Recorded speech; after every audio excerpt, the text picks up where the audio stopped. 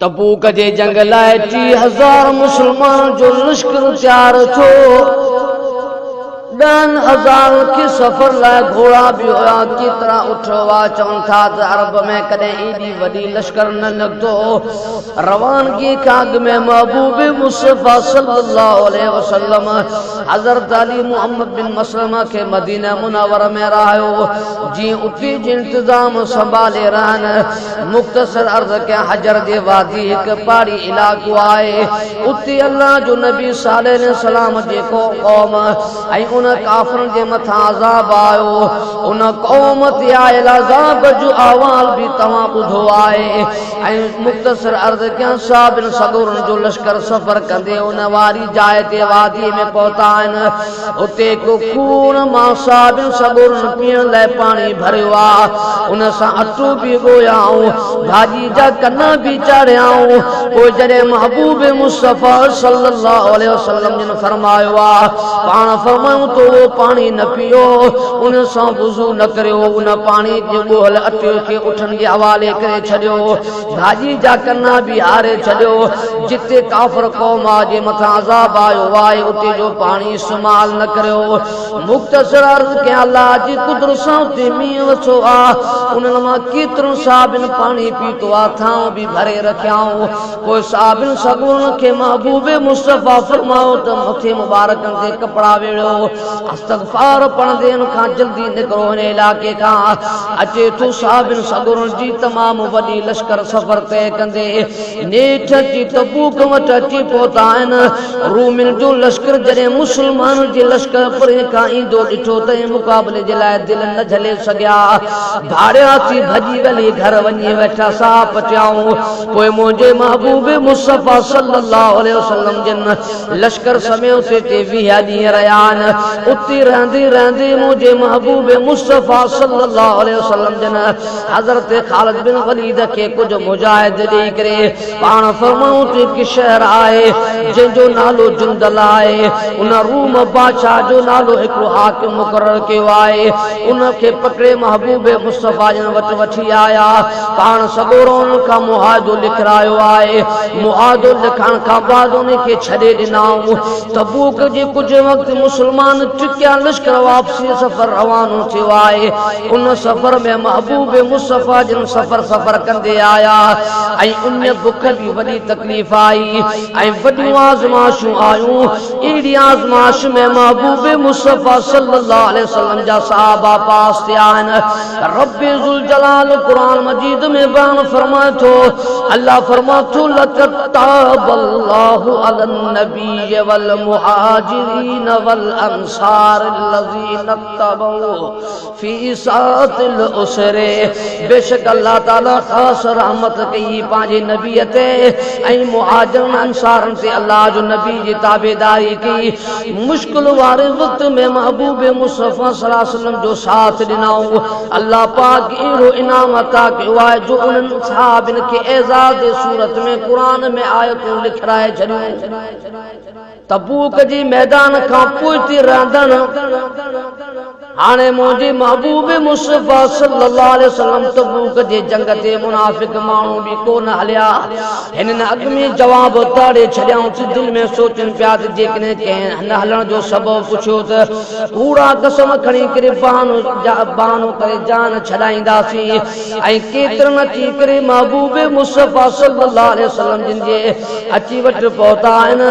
के चवनि पिया सही फलाणो कमु थी पियो, को चवनि पिया को फलाणो कमु थी पिया। पाण खे बेक़सूर साबित कनि था पिया। अल्लाह ताला ई आयतूं नाज़िल फरमायूं हन, या तज़रून इलैकुम इज़ा रजअतुम इलैहिम। सूरत तौबा खे खोलियो 94 आयत आहे। जॾहिं मुंहिंजा महबूब तव्हां जंग तां वापसी थींदो त तव्हां वटि उज़र ॿुधाइण जे लाइ मुनाफ़िक ईंदा। पोइ तव्हां चओ त अहिड़ा बहाना असांखे न ॿुधायो, असां तव्हां ते इतबार कोन कंदासीं। ऐं वरी इन मुनाफ़िक आया त वरी 3 सहाबी जेके पोइ ते रहिजी विया। तबूक जे जंग ते 3 सहाबिन सगोरा न पहुची सघिया।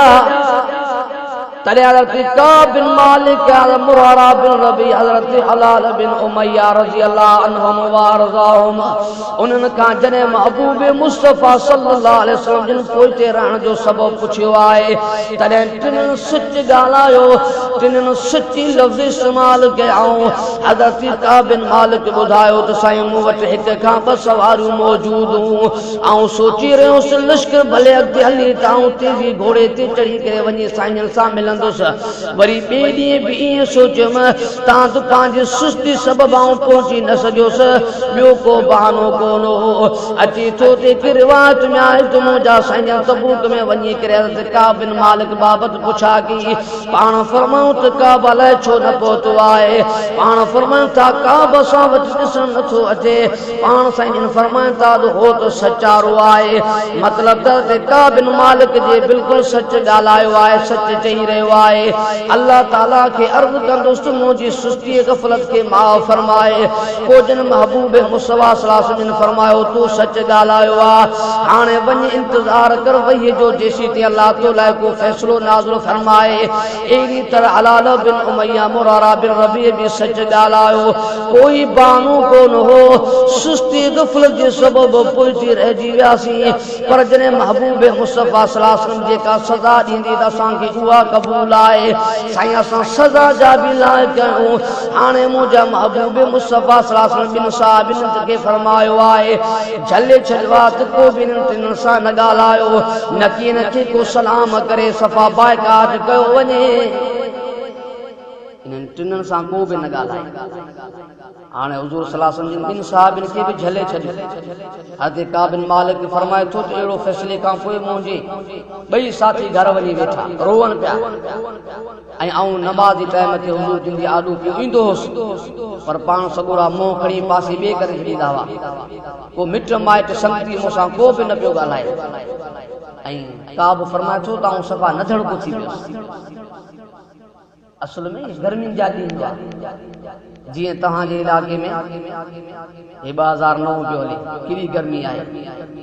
मौलाना उकाशा साहब हे जो प्रोग्राम रखायो त बहरहाल गर्मियुनि जे टाइम में प्रोग्राम रखायूं, दोस्त वीचारा आया आहिनि।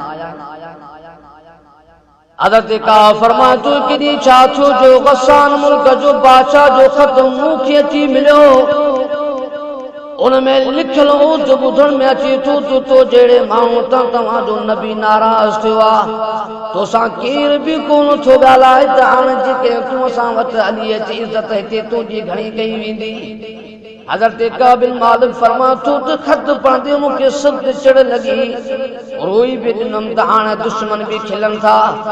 पोइ गसान बादशाह वारो ख़त बाहि में विझी साड़े छॾियमि। मुख़्तसर अर्ज़ कयां महबूब मुस्तफ़ा सल्लल्लाहु अलैहि वसल्लम जिन फ़ैसिले खे 40 ॾींहं गुज़री विया। उन खां पोइ जन महबूब मुस्तफ़ा ॿियो फ़ैसिलो कयो अथऊं को बि साहबी इन्हनि जे औरतुनि ॾे न पोइ मोकिलियो त इहे पंहिंजे साहिबनि खां अलॻि थियनि, मिली न सघनि। उहा सॻोरियूं बि पंहिंजे मिटनि माइटनि ॾांहुं हली वयूं।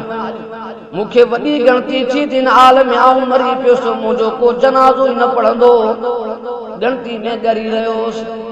हज़रत काब थो बयान करे अहिड़ी हालत खे 50 ॾींहं गुज़री विया। मुझे लाइ ज़मीन तंग थी पई, भला मूंसां केर न थी ॻाल्हाए थो न पई निहारे थो। उहो जीअण वारो कहिड़ो सख़्त परेशानी में वक़्तु पई गुज़रे।